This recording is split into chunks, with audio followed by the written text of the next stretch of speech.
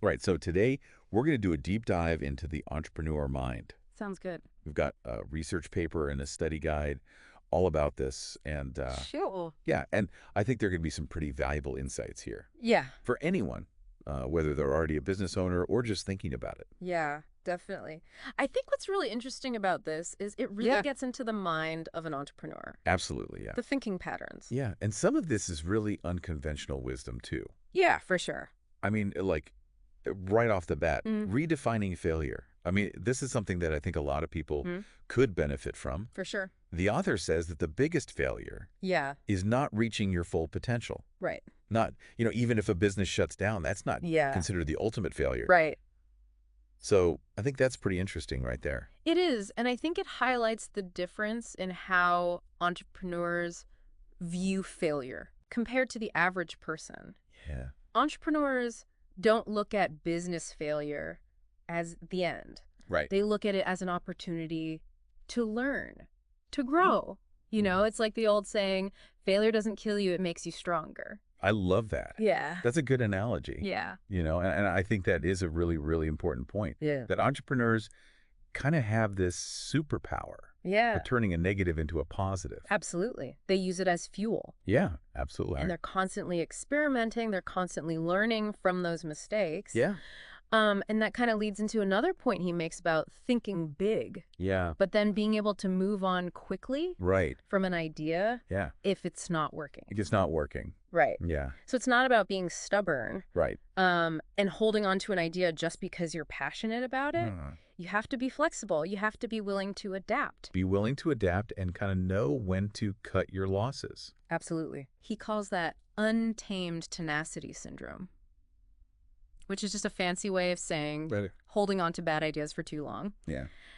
And what's interesting is he said that serial entrepreneurs are less likely to Oh. do that Okay. because they've been through it. They've learned. Right. They know what works. They know what doesn't work. Yeah. And they're not afraid to just cut it off and move on to the next thing. Yeah. That makes sense. Yeah. And speaking of moving on, one of the things that I thought was really cool was this idea of validating demand, Yes.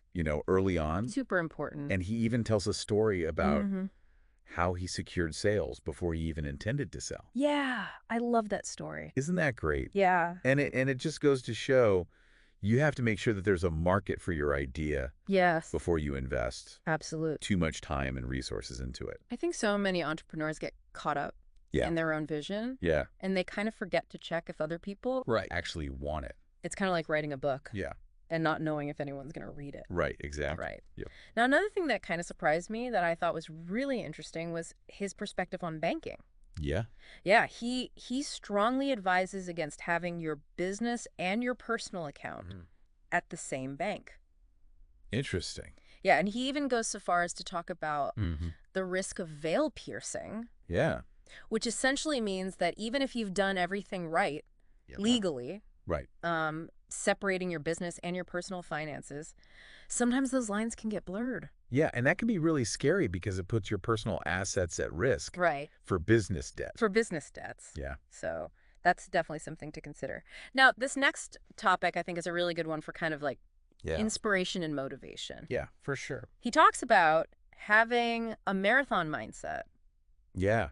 when we're an entrepreneur, building a business to running a marathon. Yes. Yeah, And that's so true because it requires a lot of stamina it does. and endurance. Absolutely. Right. Yeah. I mean, think about it. Seeking funding, overcoming setbacks, Right. staying committed to your goals long term. I mean, it really is It really is. Yeah. like running a marathon. Yeah. Now, let's switch gears a little bit and talk about the art of asking questions. Okay. Yeah. So he really stresses the importance Yeah. of asking open-ended questions, especially when you're interacting with customers. Mm-hmm.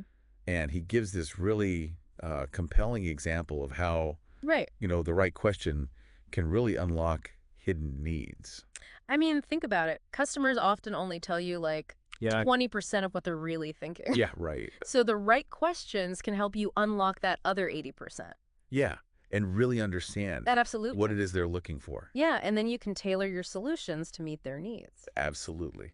So now, get this. He says that sometimes ignorance can be a benefit Interesting. in entrepreneurship. Okay. And he even shares stories of really successful entrepreneurs Yeah.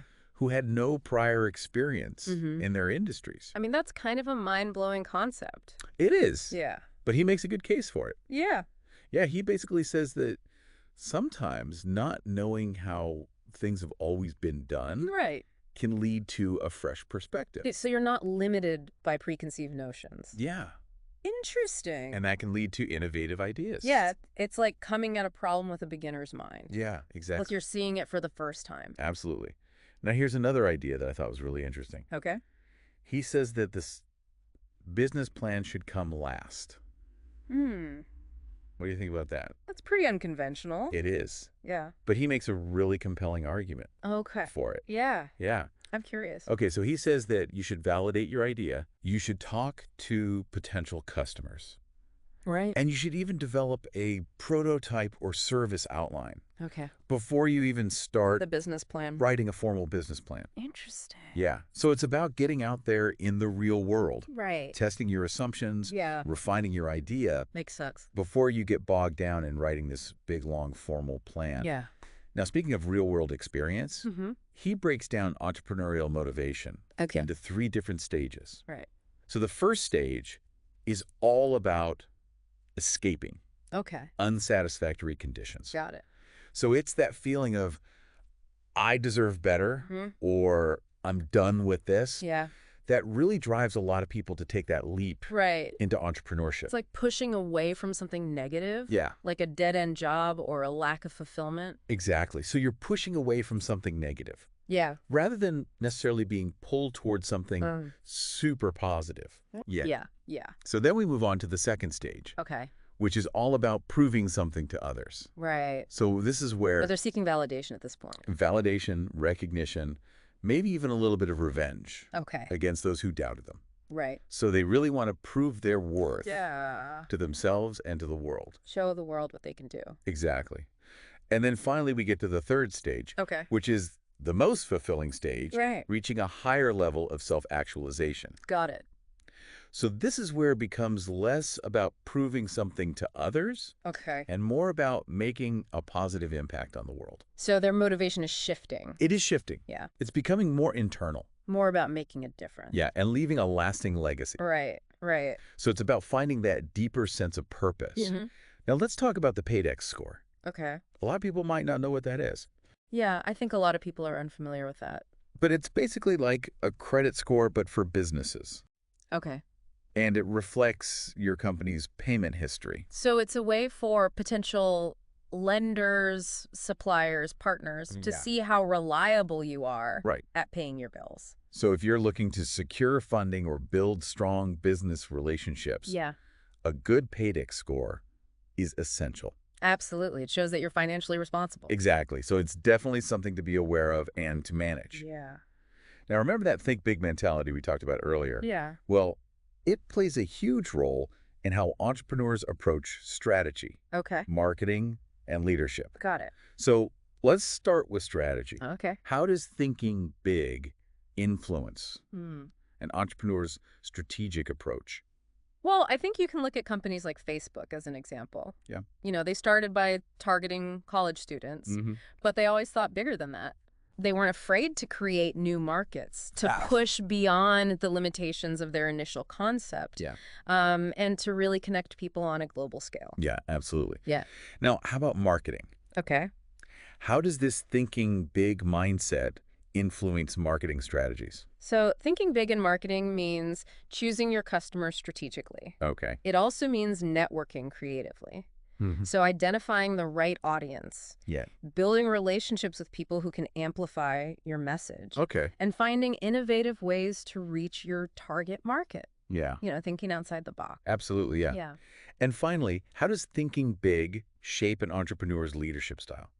So leaders who think big aren't afraid to hire the best people. Yeah. Even if those people have more experience or expertise than they do, they surround themselves with people who challenge them, Right. who bring diverse perspectives, Yeah. and who share their ambitious vision. They're not threatened by the success of others. Exactly. They see it as a way to elevate the entire team. Absolutely, yeah. Now, he also stresses the importance of mentorship. and leveraging resources outside your immediate circle. Right. Why is that so important? Well, mentors provide insights, guidance, connections, validation that can really help accelerate your growth and increase your chances of success. They've been there, done that. They've been there, done that. And they can offer advice based on their own experiences. Yep.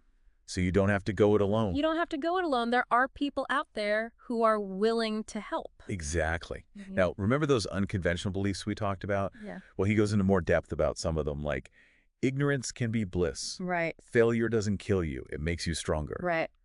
And he really encourages us to examine those ideas critically, to see how they might challenge our assumptions Absolutely. about success and failure. Yeah, it's about opening our minds to new perspectives. Yeah. Maybe even questioning the conventional wisdom. Absolutely. And finally, he emphasizes this interconnectedness of personal and professional life for entrepreneurs. Right. It makes sense, right? Yes. I mean, entrepreneurship isn't just a job. It's a lifestyle. It's a way of life. Yeah, it permeates every aspect of your existence. Absolutely. And he offers some practical advice for managing your personal finances, your relationships, your motivation throughout that journey. It's all connected. It is all connected. Yeah. Now, let's talk a little bit more about failure. Because, we talked about redefining it.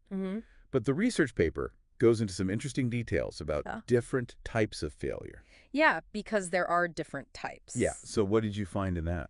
Well, the research paper outlines 2 types of failure that businesses can experience. One is not surviving beyond the initial stages. Okay. And the other is not reaching full potential. Interesting. So 2 very different kinds of failure. Very different. Tell me more about that. Okay, well, the first one, not surviving beyond the initial stages, that's kind of the obvious one. Yeah. That's what we typically think of when we hear business failure. The business shuts down, Right. goes bankrupt, Bankruptcy, yeah. can't sustain operations. Exactly. So the classic, going out of business scenario. Right. What about the second one? So the second one is not reaching full potential. Okay. And that's a little more subtle. Okay. But it can be even more damaging. How so? Well, it refers to businesses that might survive, Okay. but they fail to achieve the level of growth, profitability, or impact that they're capable of. So they're kind of settling for mediocrity. Exactly. They're underachieving. Great. And the research paper argues that this type of failure is actually more catastrophic. Wow. More catastrophic than going out of business. In the long run, yeah. Wow. That's interesting. Because it represents this huge loss of potential value.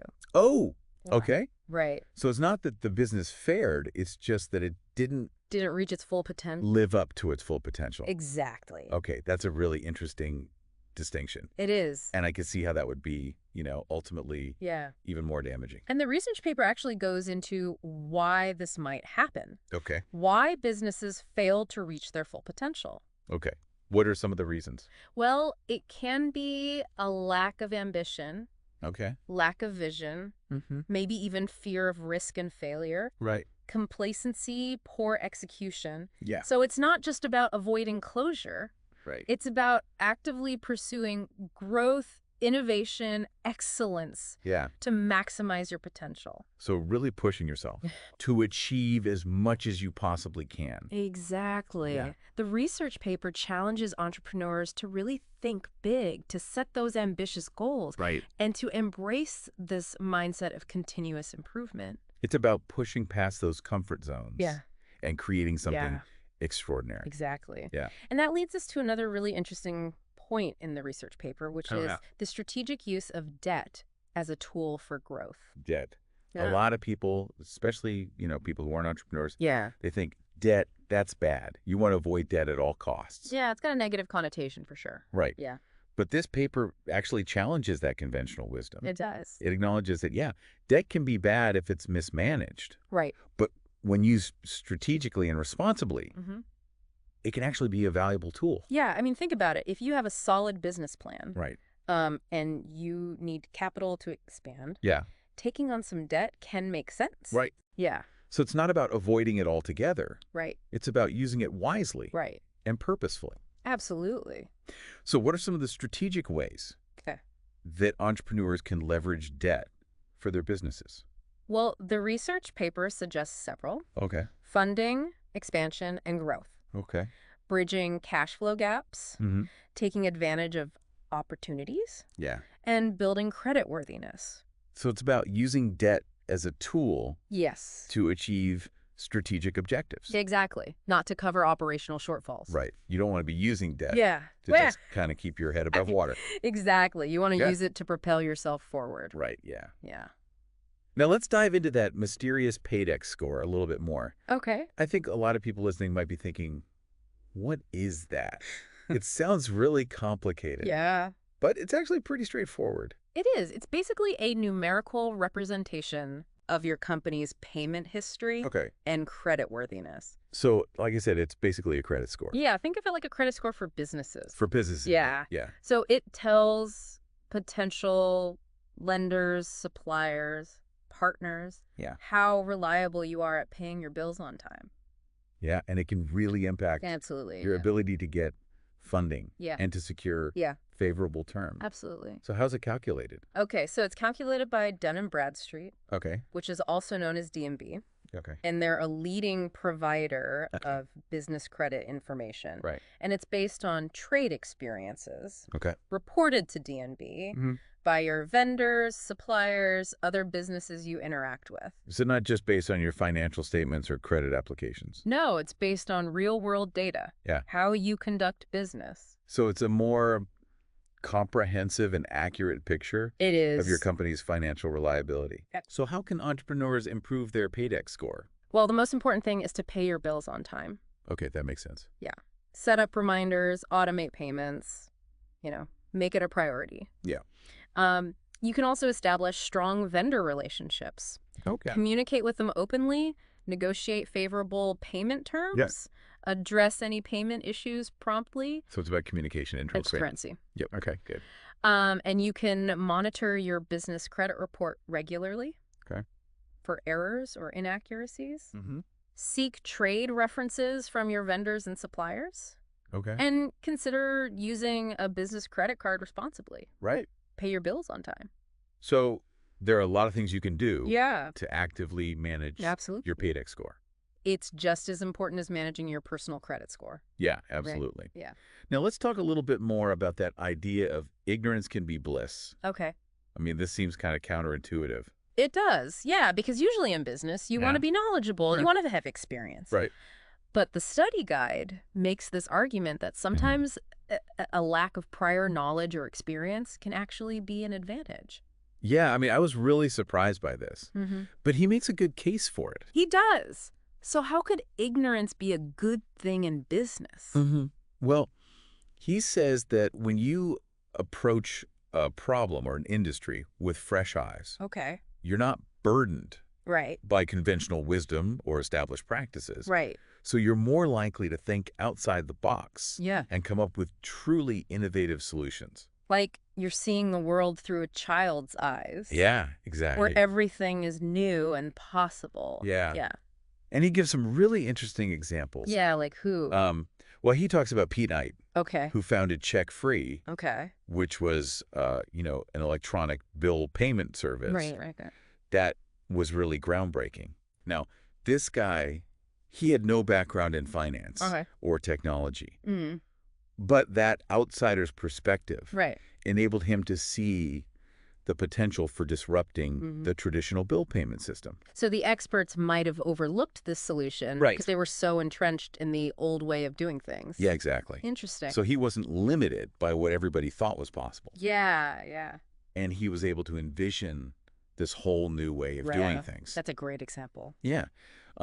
Another great example is Sarah Blakely. The founder of Spanx. Now, she had no experience in fashion design or retail. But she was frustrated with existing undergarments. And she was willing to experiment. And that led to the creation of a product that filled a gap in the market that the established companies had overlooked. Because they were too focused on what they were already doing. Exactly. So again, it's this idea of approaching a problem with a fresh perspective. Unconstrained. Not bound by conventional wisdom. By those norms. So those are some really inspiring stories of how sometimes not knowing everything Right. can actually be an advantage. Yeah. Now, of course, he's not advocating for complete ignorance. Right. Right. You don't want to be completely clueless. You don't want to be clueless, but Yeah. he's just saying that sometimes that beginner's mindset Yeah. combined with a willingness to learn Right. and to seek guidance from experts Yeah. can be really powerful. Yeah. A good combination. Yeah. Now, here's another interesting perspective Okay. that the research paper presents. Yeah. Sometimes a bad economy Okay. can present unique opportunities for entrepreneurs. Interesting. Yeah. So most people would think a bad economy, that's the worst time to start a business. Right, you would think that. Yeah. But he challenges that assumption. He does. And he argues that economic downturns can actually create this fertile ground Okay. for innovation Yeah. and entrepreneurial success. Interesting. So how could that be? Well, he says that during times of economic hardship, established businesses often retrench. Okay. They cut back on investments. Yeah. And they become risk-averse. They play it safe. Yeah. Yeah. So this can create openings Right. for nimble and resourceful entrepreneurs to introduce new ideas, Right. disrupt those traditional models, and gain market share. It's like the saying, necessity is the mother of invention. Yes, exactly. Right. When times are tough, people are more open to new solutions. Yeah. And they're more willing to take a chance Right. on something different. Makes sense. And we can give some examples, some historical examples. Oh, okay. Like what? Host. Hashtag TPS, The Deep Dive, episode 2025, E116, part 2 of 3. Secret. Oh, okay. Like what? He mentions, like, Disney, Oh, wow. IBM, General Motors, Interesting. even Apple. Wow. So some pretty big names. Yeah, huge company. That actually started during tough times. During challenging economic times, right. So they weren't deterred by the bad economy. Yeah. They saw opportunity. Yeah. And they used their ingenuity to succeed. So it's about having that, you know, mindset of, like, okay, this is a challenge, but I'm going to think way to make it work. As a time of potential rather than despair. Yeah, exactly. Yeah.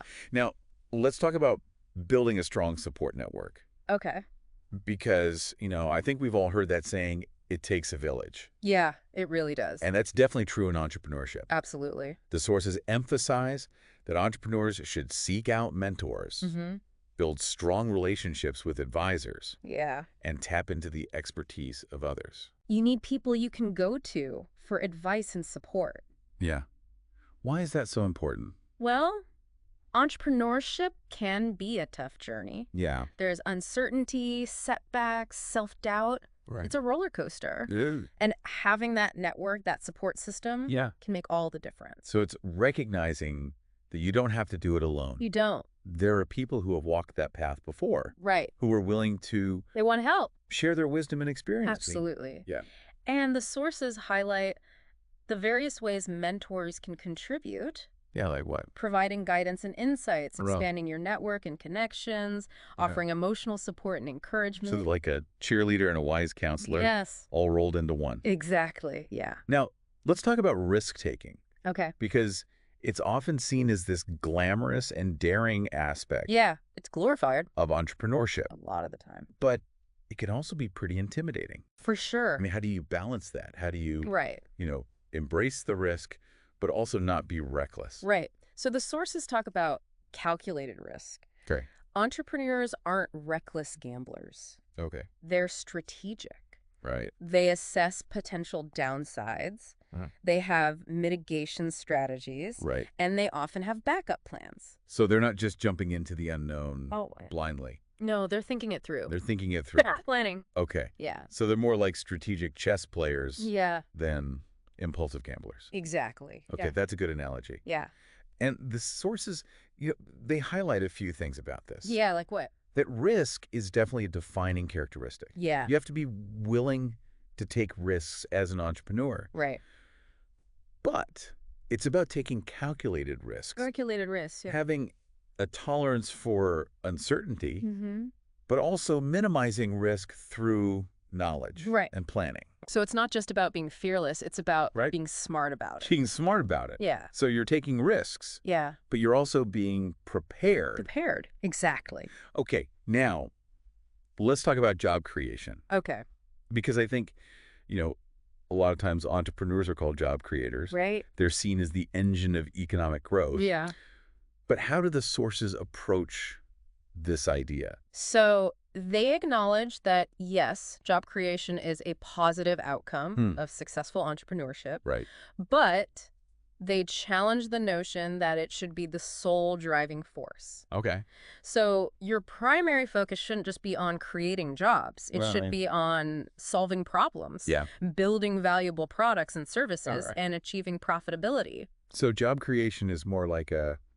Yeah, it's a natural byproduct of success. A byproduct. Yeah. Yeah, so it's not like you're setting out to Yeah. create jobs just for the sake of creating jobs. Yeah, exactly. You're setting out to build a successful business that hopefully creates jobs. Will create jobs. As it grows. Right, right. And the sources emphasize it's not just about creating any job. Right. It's about creating high-quality jobs. High-quality jobs. Fair wages, benefits. Yeah. Opportunities for growth. Right. You want people to want to work there. Right. Yeah. Yeah. Okay. And they also talk about the importance of second stage growth. Yes. Second stage growth is huge for job creation. Okay. So that's when businesses are moving beyond the startup phase. Okay. They're scaling. Right. They're expanding. Yeah. And they're significantly increasing their workforce. So that's when the real job creation that big job creation happens. Yeah. Yeah. So it's not just about starting new businesses. It's about supporting the growth of existing businesses. So they can create more jobs. Absolutely. Okay, that makes sense. Yeah. Now, let's talk about work ethic. Okay. Because, I think a lot of times, especially in the media, it's romanticized. It's romanticized, right? The entrepreneurial grind. Yeah, hustle. They're, working 24/7. Yeah. You're, sacrificing everything. Sacrificing everything. Yeah. But how do the sources address this idea?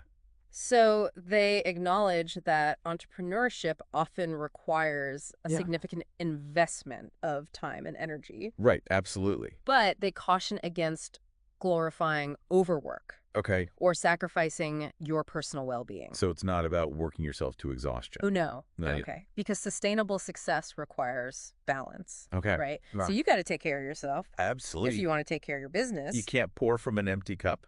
Yeah, exactly. And the author actually talks about his own experience with burnout. Oh, okay. Yeah. He was working excessive hours, neglecting sleep. Pushing himself to the brink. And he realized it wasn't sustainable. He realized it wasn't good for him. It wasn't good for his business. Right. Yeah.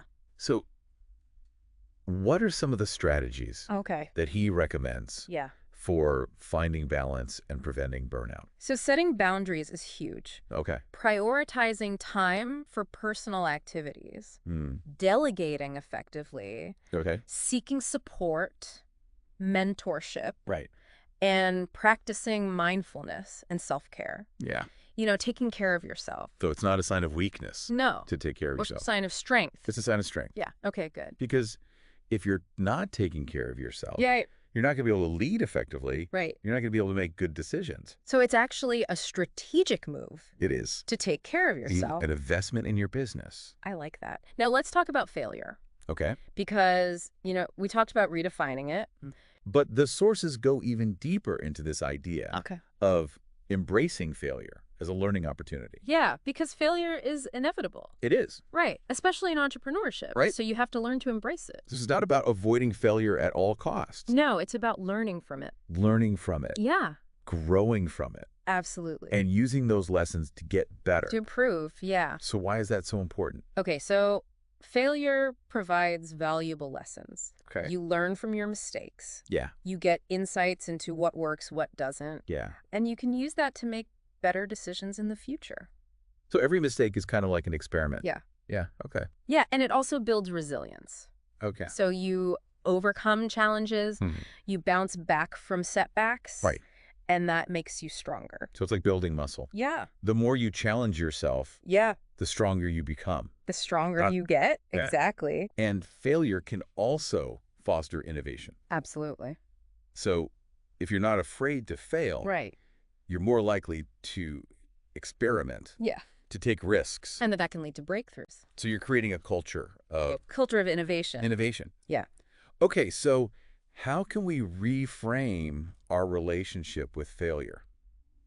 Okay, so the sources suggest a few things. Right. Analyze your mistakes. Okay. Don't just brush them under the rug. Right. Learn from them. Okay. Seek feedback from others. Get different perspectives. Right. View failure as an experiment and celebrate small wins along the way. Yeah, that's important. So it's about recognizing that failure is part of the process. It is. It's how you respond to it that matters. So it's not about, being reckless or careless. No. It's about being prepared. Being prepared. Yeah. And then being able to learning from your mistakes. From those mistakes. Yes. Now let's talk about motivation. Okay. Because that's the driving force behind everything. Yeah, it is. We do. Absolutely. How do the sources approach this idea? So they emphasize that motivation isn't just about willpower or discipline. Right. It's about aligning your actions with your core values. Okay. Finding meaning in your work. Cultivating a sense of purpose. So it's about more than just setting goals. Yeah. It's got to be deeper than that. It's got to be deeper. Right. Okay, so what are some of the principles for cultivating and sustaining motivation? All right. So align your work with your values. Okay. When you're doing something that you believe in, it's not just a job anymore. Right. It's an expression of who you are. Yeah. So it's got to be personally fulfilling. Absolutely. As well as potentially commercially successful. Yeah. Find meaning in your mission. Okay. So define a clear and inspiring mission that resonates with you. It's your why. Your why. Yeah. Why are you doing this? Yeah. What impact do you want to make? Exactly. Set challenging but attainable goals. Okay. So you don't want to set the bar too low, right? But you don't want to make it impossible either. Right. Yeah. Got to find that balance. Got to find that balance. Celebrate progress. Yes. And acknowledge achievements. It's important to celebrate those wins. Yeah. Big and small. Take the time to acknowledge how far you've come. Acknowledge the progress, Cultivate a positive and supportive environment. Surround yourself with good people. Yeah. People who believe in you. People who support you. People who inspire you. Yeah. Yeah. So it's about building that team of cheerleaders. Yes. Who are going to be there for you and push you. Absolutely. Now, motivation, of course, is not a constant, right? No, it ebbs and flows. It ebbs and flows. Yeah. So there are going to be times when you're feeling super motivated. And there are going to be times when you're just like, you're in a slump. I don't want to do this. Yeah, it happens to all of us. Yeah. So what do you do when that happens? Yeah, what do you do? So the sources have some suggestions. Okay. You can revisit your mission statement. Okay. Remind yourself why you're doing this. Yeah, your why. Your why. Go back to that. Exactly. Okay. Reconnect with your goals. Yeah. And seek inspiration from others. So, read books. Yeah. Listen to podcasts. Yeah. Attend events. Network with other entrepreneurs. Talk to mentors. Absolutely. Yeah. And break down large goals into smaller steps. Yeah, those smaller wins can really help you. It keeps you motivated. Stay motivated. Yeah. Okay, so motivation is key, but it's got to come from within. It does. It's got to be authentic. It has to be authentic, yeah. Okay, let's talk about competition now. Okay. Because, some people love it. Yeah. Some people hate it. Yeah, it can be stressful. It can be really stressful. Yeah. But it's a reality of the business world. It is. So how do the sources talk about this? They acknowledge that competition is a part of doing business, but they say it can actually be healthy and motivating. Okay. So you don't have to view it as this, cutthroat, no. battle to the death. It can actually... It can push you to be better. Absolutely. Right. Yeah. Okay, so what are some strategic ways to approach competition? So know your competitors. Okay. Do your research. Yeah. Identify your unique value proposition. So what makes you different? Right. What makes you better? Yeah. Focus on your own strengths. Okay. Don't get caught up in trying to be like everybody else. Okay, good. Embrace collaboration when it makes sense. Okay, so sometimes you can work with your competitors. Maybe there's a way to partner. Right. To achieve a common goal. Yeah. Right. Okay, that makes sense. And don't be afraid to disrupt. Yeah. Challenge the status quo. Be innovative. Be innovative, yeah. So it's about, acknowledging the competition, but not being afraid of them. Yeah, letting it paralyze you. Right. Yeah.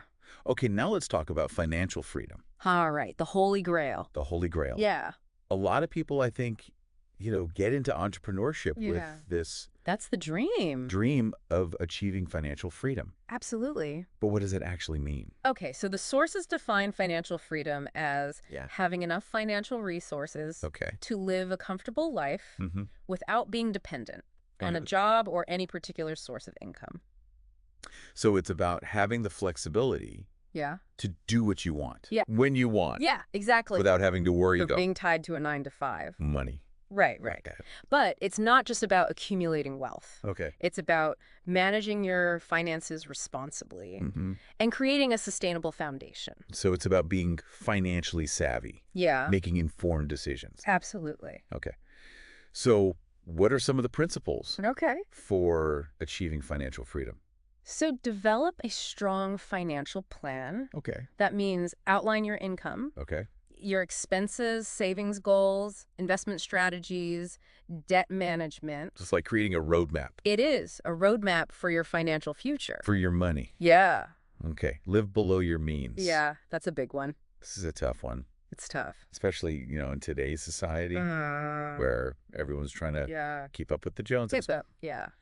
But it's really about resisting that temptation to overspend. Yeah. And building a solid financial foundation. Delay gratification. Yeah, delay gratification. It's worth it in the long run. Absolutely. Invest for the future. Okay. So diversify your investments, explore different asset classes, maybe even seek some professional guidance. Absolutely. To help you make those smart decisions. Make your money work for you. Manage debt responsibly. Okay. So avoid unnecessary debt. Yeah. And prioritize paying down. Yeah, get rid of those. That high-interest debt. Credit cards. Yeah. Yeah. Diversify income. Yes. Explore multiple streams of income. So, maybe you have some investments. Right. You have a side hustle. Side hustle. Maybe you have some passive income coming in. Rental properties, online businesses. So it's about not having all your eggs in one basket. In one basket. Exactly. Yeah. So those are some key principles for achieving financial freedom. But it's a journey. It is a journey. It's not a destination. Not a destination. It's ongoing. It's ongoing. Yeah. All right. Well, this has been fantastic. Yeah. I mean, we've covered so much ground. We have. In the entrepreneur mind. It's been a deep dive. It really has. Yeah. Hashtag TTS, the deep dive, episode 2025-01-16, part 3 of 3. Yeah, it really has been a deep dive. From redefining failure to, embracing that maverick spirit, leveraging resources, finding balance, achieving financial freedom. It's all about those unique mindsets and strategies that entrepreneurs use. And I think even though we're talking about business here, a lot of these principles could be applied to any area of life. Absolutely. Where you're trying to... It's about achieving goals. Achieve goals, yeah. And overcoming obstacles. And making a positive impact. Yeah. So it's really about, those qualities of resilience, adaptability, that thirst for knowledge. Yeah. The willingness to take risks. Absolutely. Those are all things that can help you in any area. And I think the main takeaway here is that entrepreneurship...